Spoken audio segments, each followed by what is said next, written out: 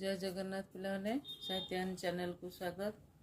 आज तुम first semester रो Odia honours और जीई पाई यूनिट 3 और यूनिट 4 रो अनेक गुड़िए दीर्घ उत्तरमूलक प्रश्न जहाँकि 65 शब्द मध्य तुम लिखा एवं यार मूल्यांक हो 8 से भली किछिटा long type question selective question एथिरे मु देछि।